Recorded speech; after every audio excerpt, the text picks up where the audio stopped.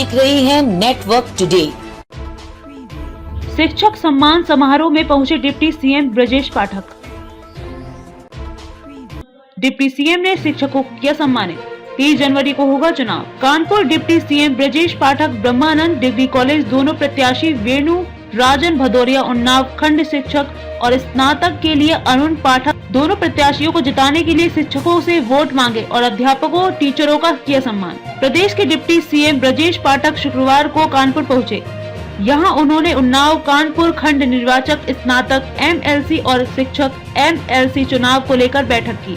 Deputy CM Brajesh Pathak ने शिक्षक सम्मान समारोह में शिक्षकों को सम्मानित भी किया। आपको बताते चले कि बीजेपी ने अपने उम्मीदवार प्रत्याशी वेणु रंजन भदौरिया और अरुण पाठक के समर्थन में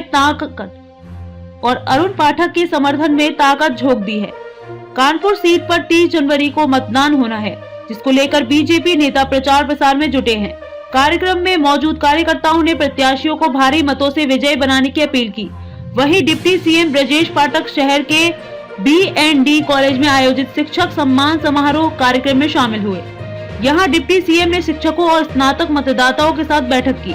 बैठक में डिप्टी सीएम ब्रजेश पाठक ने मतदाताओं से अपील करते हुए बीजेपी प्रत्याशियों को जिताने की बात कही।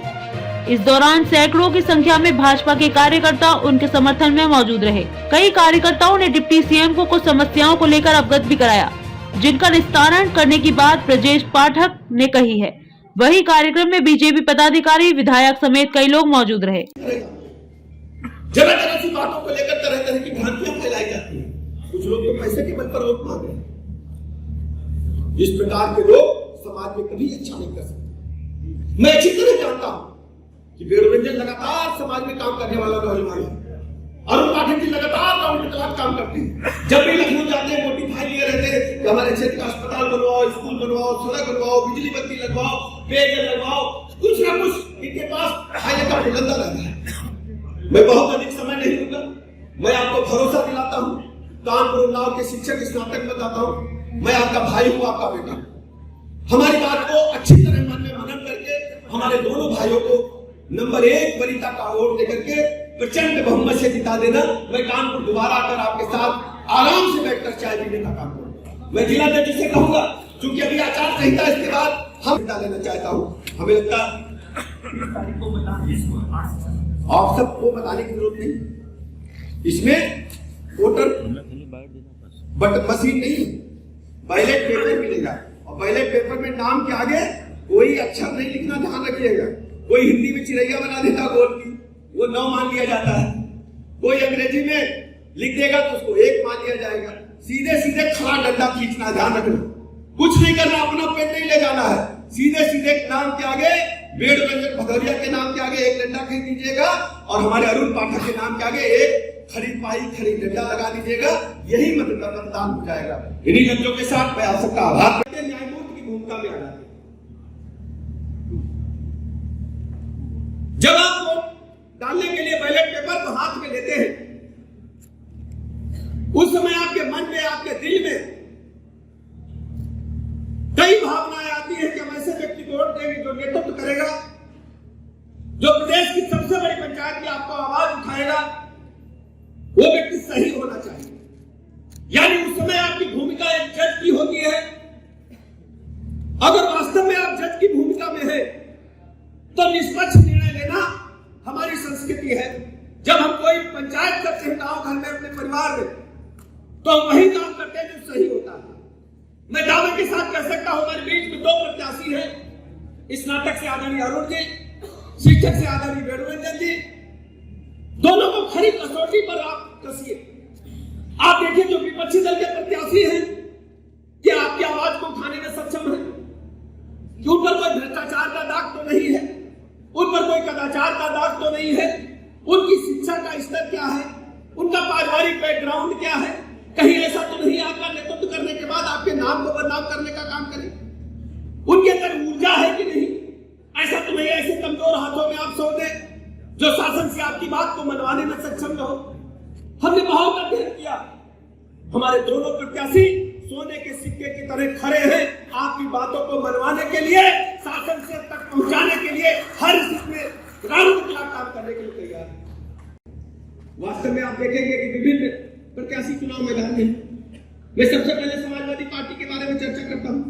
समाजवादी पार्टी की सरकार, क्योंकि आप शिक्षक हो, आप जानते हैं जब जब वो सत्ता में रहे, गुंडे, बदमाश, लुच्चे, लफंगे, माफिया, छोटे छोटे लोग सड़कों पर निकल करके पुलिस प्रशासन को धौंस में लेने का काम करते हैं। हमने कानपुर में कई बार देखा है, उन्नाव में कई बार देखा है, पुलिस पर हमला करने से भी नहीं चूकते थे।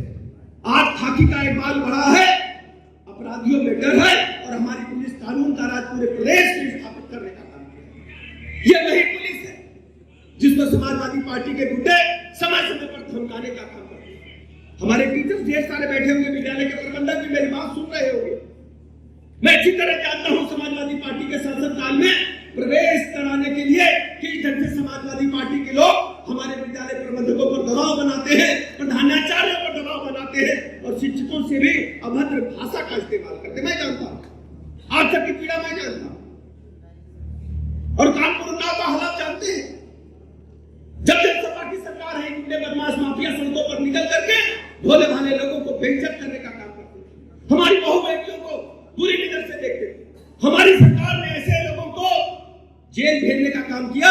माननीय मुख्यमंत्री योगी जी ने जब सरकार बनी, एंटी रोमियो स्क्वाड का गठन किया, 16,000 से अधिक मुकदमे दर्ज किए, और 20,000 ऐसे लफंगों को जेल के सींचे के पीछे भेजने का काम किया। आज किसी गुंडे, माफिया, बदमाश की हिम्मत नहीं है कि हमारी बहनों की तरफ, माताओं की तरफ तिरछी नजर से भी देख पाए। इस समाजवादी पार्टी के शासनकाल में कानपुर उन्नाव में सपा के गुंडे नारा लगाते थे। समाजवादी पार्टी का नारा है खाली प्लाट। कोई खाली प्लाट, मकान, दुकान पड़ा होगा, सपा के लोग झंडा लगाकर कब्जा करेंगे। हमारे व्यवसाय वर्ग के लोग जानते हैं, दिन भर की बिक्री को लेकर शाम तो घर नहीं जा सकते, रास्ते में लूट कर लेंगे।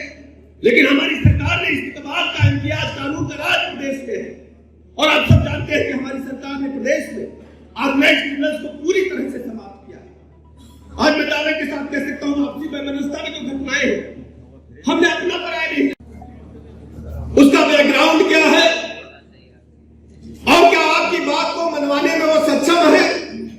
ढेर सारे कारण हमारे मन में उकरते हैं। हमारे बीच में स्नातक प्रत्याशी भी हैं,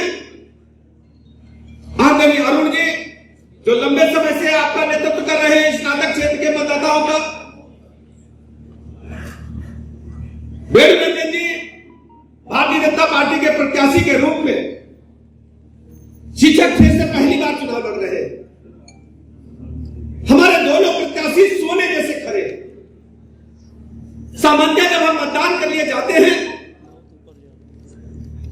स्क्रीन में आ रहा अधिकांश साथी हमारे उपस्थित हैं। मैं माननीय मुख्यमंत्री जी का बहुत बहुत स्वागत, वंदन और अभिनंदन करता हूं कि आप देश और प्रदेश की राजनीतिक परिदृश्य में हम लोगों के व्यक्तित्व के रूप में एक जन सामान्य की भी कोई बात होती है, उसको उचित फोरम पर पूरी ताकत के साथ उठाते हैं।